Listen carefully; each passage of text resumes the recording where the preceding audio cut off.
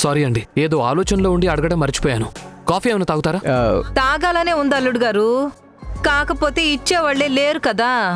నేనున్నాను కదా అత్తయ్య, ప్రిపేర్ చేసి తీసుకొస్తాను. ఏంటి నువ్వా? అవ్వా, మా సంధ్య ఉండగా నువ్వెప్పుడైనా వంటింటి వైపు వచ్చావా? కనీసం ఆ గదిలో ఏది ఎక్కడుంటుందో చూడనిచ్చిందా? లేదత్తయ్య. మరి ఈ కొత్త అలవాట్లేంటి బాబు? కొత్త సంధ్య వచ్చిన వేళ విశేషమా? రోజు ఇంతేనా, లేకపోతే మేము వచ్చామని స్పెషల్ ఆఫర్ ఏమైనా ఉందా? లేదు లేదు, మీరు వచ్చినందుకు కాదు మావయ్య. ఈరోజే అనుకోకుండా లేట్ అయింది. నేను ఫోన్ చేసిన వెంటనే మరింటికే బయలుదేరింది. పాపం దారిలో వాళ్ళ నాన్నగారికి ఆరోగ్యం బాలేదని సడన్గా కాల్ వస్తే అక్కడికి వెళ్ళింది. ముందు ఆఫీస్లో లేట్ అవుతుందని చెప్పింది, ఇప్పుడు నాన్నని చూడ్డానికి వెళ్ళింది అంటుంది. ఏది నిజమో ఏది అబద్ధమో ఆ పెరుమాళ్ళకే ఎరుక. అమ్మాయి వాళ్ళది ఏ ఊరు బాబు? ఇక్కడేనండి, ఆటో ఎక్కితే అరగంటలో వచ్చేస్తుంది. ఇలా అంటున్నానని ఏం అనుకోవద్దు అల్లుడు గారు. పుట్టిల్లు దగ్గరలోనే ఉంటే ఇక మెట్టింటి సంగతి ఏం పట్టించుకుంటుంది? నిజంగానే వాళ్ళ నాన్నకి బాగోలేదో, లేదంటే ఇక్కడ సామాన్లు అక్కడికి చేరుస్తుందో కనుక్కో నాయనా. పోయిన నా కూతురు ఏరి కోరి కొనుక్కున్న సామాన్లు ఇవి. అయ్యయ్యో లేదండి, సంధ్య అలాంటిది కాదు. మీకు నమ్మకం ఉంటే మంచిదే బాబు, కాకపోతే కాలమే కొంచెం తేడాగా ఉంది. కానీ ఎవరు ఎలాంటి వాళ్ళు మొహం చూసి చెప్పలేకపోతున్నాం, మాటను చూసి నమ్మలేకపోతున్నాం. అవును, మేము వచ్చామని అమ్మాయికి చెప్పావు బాబు? చెప్పాను మావయ్య. చెప్పినా సరే రాలేదంటే మేమిక్కడ ఉండటం, ఈ ఇంటికి రావడం నీ రెండో పెళ్ళానికి ఇష్టం లేదేమో. చచ్చా, అలా ఏం లేదత్తయ్య. అనుకోకుండా ఇలా జరిగిందని చెప్తున్నాను కదా.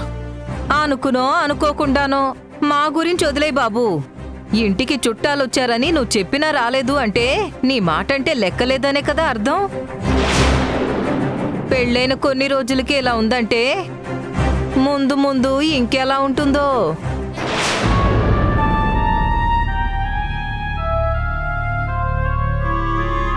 మీ చేత్తో కాఫీ పెడతానన్నప్పుడే మా గుండె చెరువైపోయింది బాబు.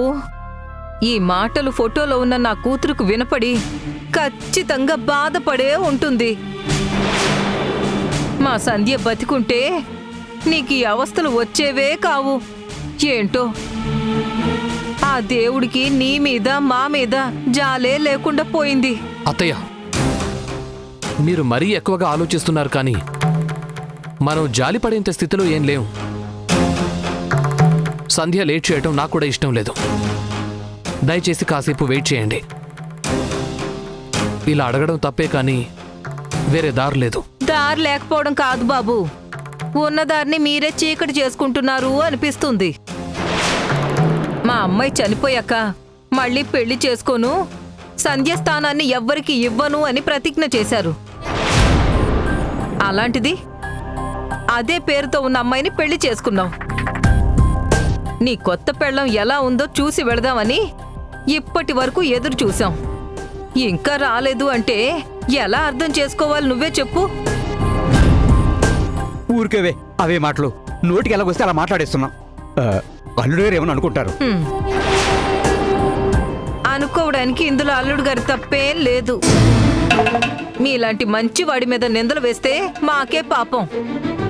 కోరి తెచ్చుకున్న కొత్త జీవితంలో కూడా సుఖం లేకపోతే బాధే కదా బాబు.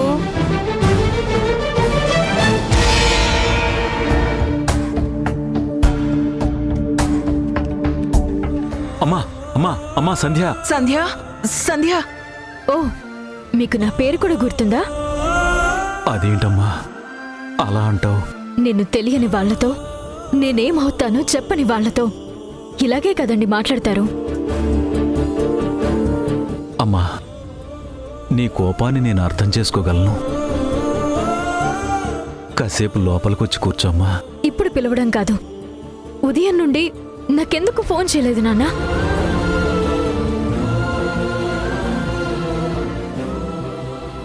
మిమ్మల్ని అడుగుతుంటే అమ్మని చూస్తారేంటి నాన్నా? పెళ్ళైనంత మాత్రాన అంత పరాయిదాన్ని అయిపోయానా నేను? అంటే ఆకాష్కి తెలిస్తే ఏమంటాడోనని పిలవలేదమ్మా. ఆకాష్ గురించి ఆలోచించారే గాని పిలవకపోతే నేను బాధపడతానని మీ ఇద్దరిలో ఒక్కరికి కూడా అనిపించలేదా? మీ అమ్మ నిన్ను పిలవాలనుకుందమ్మా. నేనే వద్దని చెప్పాను. ఓ, మొత్తం మీరే చేశారా? మీరు పిలవనంత మాత్రాన నేను రాను అనుకున్నారా? ఒకరు గుర్తు చేస్తేనే గుర్తుకొచ్చే రోజు అనుకున్నారా?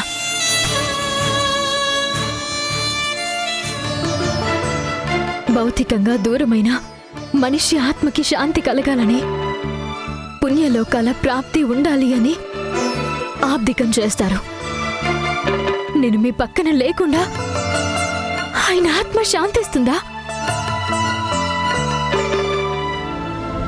బ్రతికున్న నాళ్ళు సంతోషంగా చూసుకుని చనిపోయిన తర్వాత దూరంగా ఉండడం పాపం కాదా నాన్న?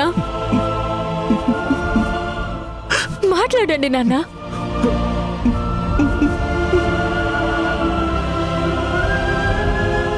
మళ్ళీ పెళ్లి చేసి నాకొక కొత్త జీవితం ఇవ్వాలనుకుంది. పాత జ్ఞాపకాలు తుడిచివేయడానికా? మీ నుండి నన్ను దూరంగా తరిమేయడానికా?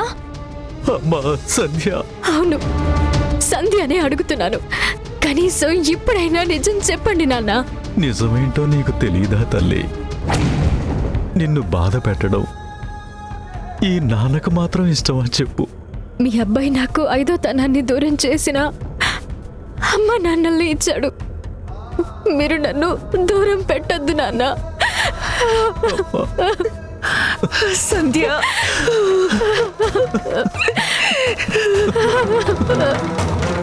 ఊరుకోమ్మా, ఊరుకో తల్లి, బాధపడకమ్మా.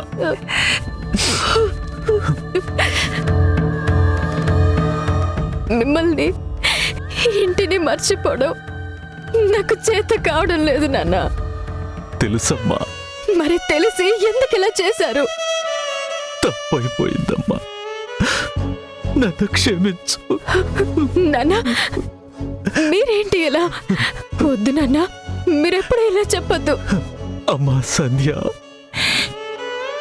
ఈ రోజు నువ్వు ఇంటికొస్తే గతాన్ని తలుచుకొని మా కన్నిటికి ఎక్కడ తోడవుతావోనని భయపడి నిన్ను పిలవలేదమ్మా. మా కోసం వచ్చిన నీకు ఏడవటం తప్పలేదు. అమ్మా, పాత జీవితాన్ని నేనే కాదు, ఆకాష్ కూడా మర్చిపోలేకపోతున్నారు. ప్రతి విషయంలో ఆయన మొదటి భార్యని గుర్తు చేసుకుంటున్నారు. ప్రతిరోజు ఆవిడ ఫోటో ముందు దీపం పెడతారు. ఆవిడతో నన్ను పోలుస్తున్నారు, అలా ఉండాలని చెప్తున్నారు. మరి అలాంటప్పుడు నేను మీ అబ్బాయిని గుర్తు చేసుకుంటే తప్పే ఉంది. అదిగాక ఈరోజు మొదటి భార్య తల్లిదండ్రులు వచ్చారని వాళ్ళకి మర్యాదలు చేయడానికి లీవ్ పెట్టి మరీ నన్ను రమ్మన్నారు. నేను అర్జెంటుగా మా ఇంటికి వెళ్ళాలని ఇక్కడికి వచ్చేసాను. అంటే ఈరోజు సూర్య ఆబ్దికమని నువ్వు ఆకాష్కి చెప్పలేదా అమ్మా? ఫోన్లో ఏం చెప్పినా వినే స్టేజ్లో తను లేరు నాన్న. అందుకే ఇంటికి వెళ్ళిన తర్వాత మాట్లాడదాం అనుకున్నాను. ఏంటి తల్లి ఇది? వాళ్ళొచ్చినట్టు ముందే చెప్పొచ్చు కదమ్మా. ఇంటికి బంధువులు వచ్చినప్పుడు ఇల్లాలు మర్యాదలు చెయ్యాలి. అది పద్ధతి, సంస్కారం. నువ్వు వెళ్ళమ్మా సంధ్య. సరే, వెళ్తాను. కానీ మీ ఇద్దరూ ఒక విషయాన్ని గుర్తుపెట్టుకోండి. నేను ఆ ఇంటికి కోడల్ని కాకముందే ఈ ఇంటికి కోడల్నయ్యాను, కూతురుగా మారాను. ఎలాంటి విషయమైనా, ఏ కారణమైనా మీరు నన్ను దూరంగా పెట్టాలని చూసినా, అలాంటి ఆలోచన వచ్చినా నేను ఎప్పటికీ అక్కడికి వెళ్ళను. శాశ్వతంగా ఇక్కడే ఉండిపోతాను. వద్దు తల్లి, వద్దు. ఇంకెప్పుడూ ఇలా జరగదని నేను నీకు మాటిస్తున్నాను, సరేనా? సరే నాన్న, వెళ్ళొస్తాను. వస్తానమ్మా.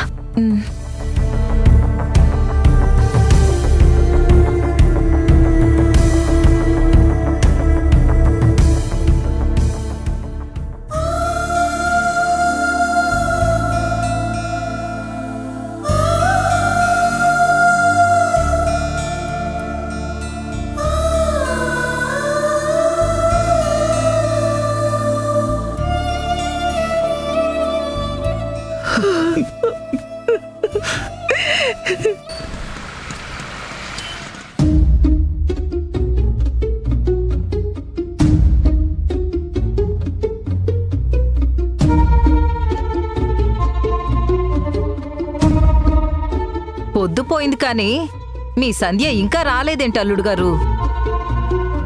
పొమ్మనక పొగబెట్టినట్టు మా మొహాలు చూడ్డం ఇష్టం లేక రాలేదేమో. ఏమండి, మనం బయలుదేరదామండి. ఇప్పుడా? టైం ఎంత అయిందో తెలుసా? మా నూరుకి లాస్ట్ బస్ కూడా వెళ్ళిపోయి ఉంటుంది. బస్సు లేకపోతే ఏదో ఒక ట్రైన్ ఉంటుంది కదండి.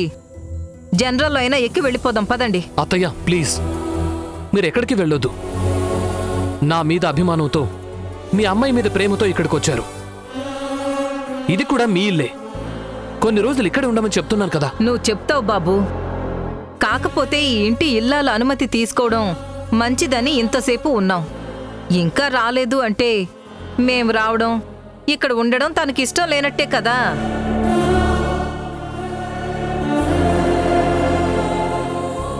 అదిగో ఎవరు వస్తున్నారు. ఆ అమ్మాయేనా?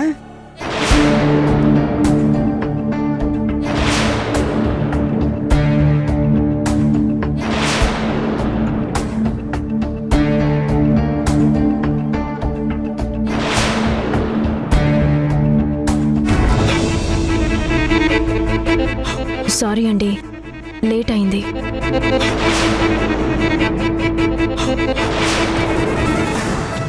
నమస్కారం అండి. మేమెవరో తెలుసమ్మా నీకు? మీరింట్లో ఉన్నారని ఈయన చెప్పారండి. చెప్పినా కూడా ఇప్పుడే వచ్చేది. అంటే అమ్మా నాన్న ఇంటి దగ్గర ఆలస్యం అయిందండి. దానికి తోడు ఆటోలు కూడా వెంటనే రాలేదు. ఆ ఇంటి నుండి తొందరగా బయలుదేరితే ఆలస్యం అయ్యేది కాదు. ఇప్పుడేంటి ఆటోల్ని బ్లేమ్ చేస్తున్నావా? ఇంట్లో మా అత్తయ్య మామయ్యలు ఉన్నారని తెలిసి కూడా తొందరగా రావాలన్న కామన్ సెన్స్, మర్యాద ఏం లేవా నీకు? ఈరోజు సూర్య చనిపోయిన రోజండి. సూర్యనా? అతనెవరు? నా మొదటి భర్త.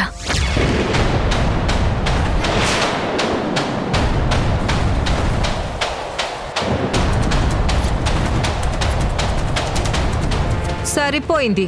మొదటి భార్య చనిపోయినా తర్వాత ఒట్టు తీసి గట్టు మీద పెట్టి తాళి కట్టింది రెండో పెళ్ళమ్మాయికా? ఏంటల్లుడు గారు ఇది? మీ అందానికి, మీ ఆస్తికి వేరే అమ్మాయి దొరకలేదా? ఎవ్వరూ లేనట్టు రెండో పెళ్ళమ్మాయిని చేసుకున్నారా? అల్లుడు గారిది కూడా రెండో పెళ్ళే కదా, అది మర్చిపోయావా? అల్లుడు గారంటే మగాడండి, ఎన్ని పెళ్ళిళ్ళైనా చేసుకుంటాడు. ఆడది అలా చెయ్యొచ్చా? ఎంత పాపం అది. ఆడమగకి పెళ్లిలో తేడా ఉండదండి. ఎందుకంటే ఆడదైనా మగాడైనా పెళ్లితో మొదలయ్యే జీవితం ఒక్కటే కదా. అవును, ఒకటే. కానీ నువ్వు ఆ ఒక్క జీవితాన్ని కూడా లెక్క చేయకుండా చెరి సగం చెయ్యాలనుకుంటున్నావు. అందుకే పాత మొగుడికి తద్దినం పెట్టి కొత్త మొగుడి దగ్గరకు వచ్చావు.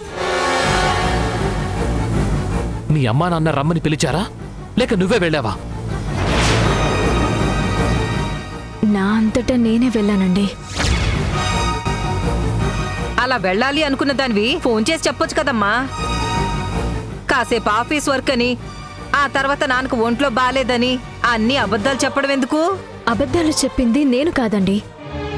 ఆయన ఫోన్ చేసినప్పుడు అర్జెంటుగా మా ఇంటికి వెళ్ళాలని మాత్రమే అన్నాను. చూసావా అమ్మ మా అల్లుడి గొప్పతనం?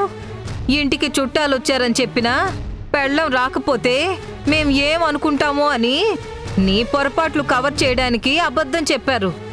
అంతేనా అల్లుడు గారు? అయినా పోయిన మొగుడితో పాటు అన్నీ వదిలేసుకోవాలి కానీ ఇలా సంబంధం పెంచుకోకూడదమ్మా. అవునా? అయితే పోయిన మీ అమ్మాయితో పాటు మీరు కూడా ఈ ఇంటితో సంబంధాలు తెంచేసుకోవాలి కదా. ఇక్కడికి ఎందుకు వచ్చారు?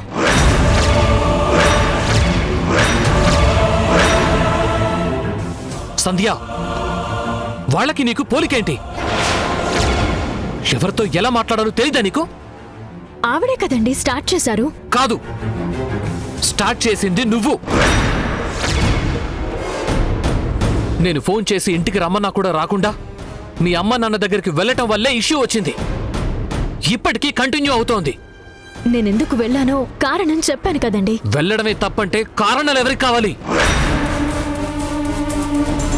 నన్ను పెళ్లి చేసుకుని ఒక కొత్త జీవితాన్ని మొదలుపెట్టి మళ్ళీ గతంలోకి ఎందుకు తొంగి చూస్తున్నావు? అయినా ఆ ఇంటికి నువ్వు ఎలా వెళ్ళావు? ఈ ఇంటి ఇల్లాలిగానా లేక ఆ ఇంటి వెదవరాలిగానా?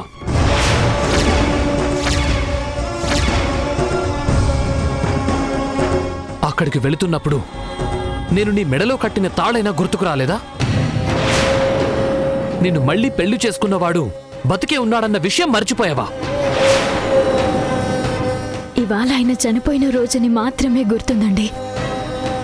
అక్కడికి వెళ్ళి రావడం ఇన్ని ప్రశ్నలకి కారణం అవుతుందని నేను అస్సలు ఊహించలేదు. నేను చేసింది తప్పో ఒప్పో తెలియడం లేదు. కానీ మీ అందరికీ ఇలాంటి ఇబ్బంది కలిగించినందుకు నన్ను క్షమించండి.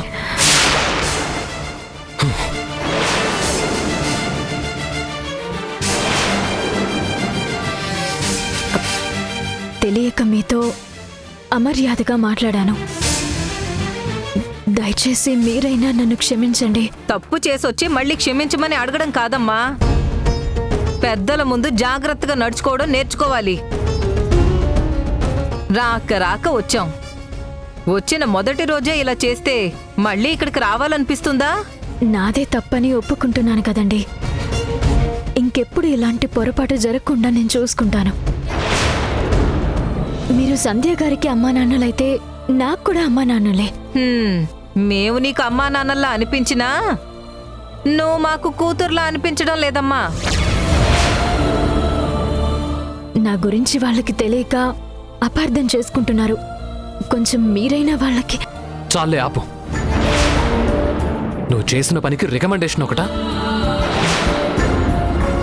అత్తయ్య, మాయ, మీరెప్పుడు భోజనం చేశారో ఏమో. పదండి, ఏదైనా రెస్టారెంట్కి వెళ్ళి భోజనం చేద్దాం. బయటికి ఎందుకండి? ఒక్క అరగంటలో నేనే ప్రిపేర్ చేస్తాను. తద్దినం పెట్టిన చేత్తో వండి పెడతావా? అంటే ఏంటి నీ ఉద్దేశం? మేం కూడా పోవాలనా? అయ్యో, అలా ఎందుకు అనుకుంటానండి? నువ్వేమనుకున్నా మాకు మాత్రం అలానే అనిపిస్తుంది. ఆవిడతో మాటలేందుకు అనసూయ? అల్లుడు గారు బయటికి వెళ్దామన్నారు కదా, పద వెళ్దాం.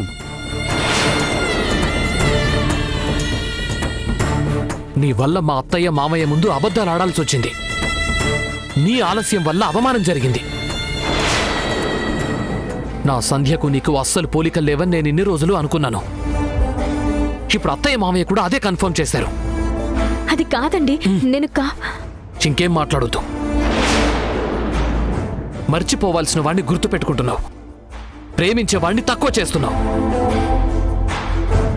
ఇది మన రిలేషన్కి అస్సలు మంచిది కాదు.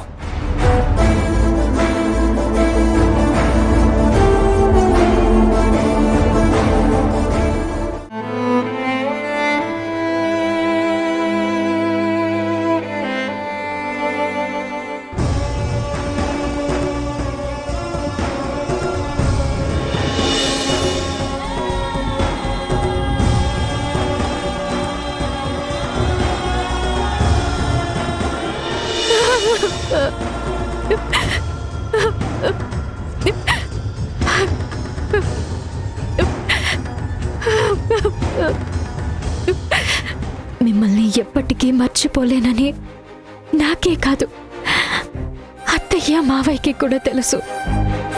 అయినా మీ జ్ఞాపకాల నుండి బాధ నుండి బయటపడాలని నాకు పెళ్లి చేశారు. ఆకాష్ కూడా నన్ను అర్థం చేసుకున్నారు అనుకున్నాను, కానీ పెళ్ళైన తర్వాత నుండి ప్రతి విషయంలో నన్ను అపార్థం చేసుకుంటూనే ఉన్నారు. మీరు దూరమైనప్పటి నుండి కంటికి నీరు, గుండెకి బాధ తోడుగా మిగిలాయి. అంతా నా తలరాత. అందుకే ఎవరిని నేను నిందించలేకపోతున్నాను. ఒంటరిగా బాధని అనుభవిస్తున్నాను.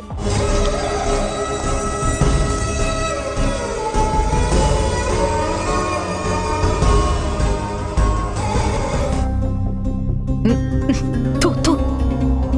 ఏముందత్తయ్య? ఇలాంటి వంటలా బాబు నువ్వు రోజు తినేది? మా సంధ్య ఎలా వండి పెట్టేది?